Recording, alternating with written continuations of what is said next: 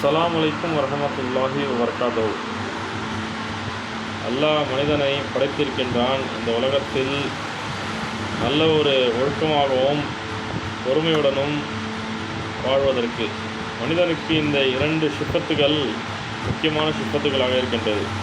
ஒழுக்கம் என்பது ஒருவன் வாழ்க்கையில் அவன் கடைபிடிக்கின்ற ஒவ்வொரு விஷயங்களிலும் தேவைப்படுகின்றது. ஒழுக்கம் என்பது ஒருவன் காலையில் தூங்கி எழுந்திருக்க பிறகும் ஒழுக்கம் இருக்க வேண்டும். ஒரு வேலை செய்வதற்கு செல்லும் பொழுது நேரத்துடன் செல்வதும் ஒழுக்கம் தேவை. ஒரு துணியை நாம் துவைத்து அதனை உடுத்துவதற்கும் ஒழுக்கம் தேவை. நாம் பேசுகின்ற பேச்சிலும் ஒழுக்கம் தேவை. நாம் செய்கின்ற எல்லா விதமான அமல்களிலும் ஒழுக்கம் தேவையாக இருக்கின்றது.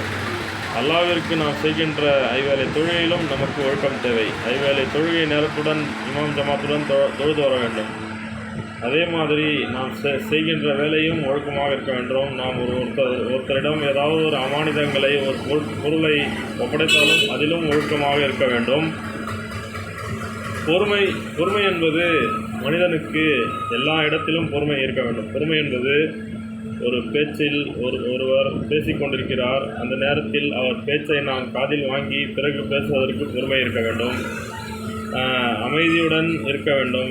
எந்த ஒரு கஷ்டம் இருந்தாலும் அமைதியுடன் பொறுமையாக இருக்க வேண்டும். இதைதான் அல்லாஹ் சூரா அஸ்ரில் கூறுகின்றான். அல் அஸ்ர் இன்னல் இன்சான லஃபீ குஸ்ர். மனிதன் நஷ்டவாளியாக இருக்கின்றான். பொறுமையுடன் இருந்து யார் ஒருவன் பொறுமையாக இருந்து சபர் என்பது பொறுமை. சபருடன் இருந்து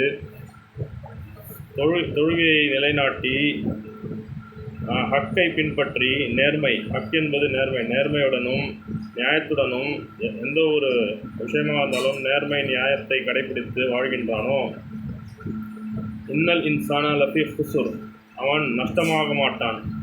மனிதன் நஷ்டவாளியாகவே இருக்கின்றான் என்று கூறினான். வல் அஸ்ரி இன்னல் இன்சான லஃபீ குஸ்ர் இல்லல்லதீன ஆமனு வ ஆமிலு ஸாலிஹாத்தி வ தவாஸவ் பில் ஹக்கி வ தவாஸவ் பிஸ் ஸபர். சபர் என்பது பொறுமையுடன் ஒருவன் ஹக்கை பின்பற்றி எவன் ஒருவன் வாழ்கின்றானோ அவனுக்கு அல்லாஹ் அவனுக்கு வாழ்க்கையில் ஈடற்றற்றை கொடுக்கின்றான். அவன் எப்பொழுதும் நஷ்டமாக மாட்டான். அதான் அல்லாஹ் இந்த குரானில் இருக்கின்ற இந்த வல் அஸ்ர் சூறாவில் கூறுகின்றான். ஆகவே நாம் ஒழுக்கத்தையும் பொறுமையையும் கடைபிடித்து வாழ்வோமாக.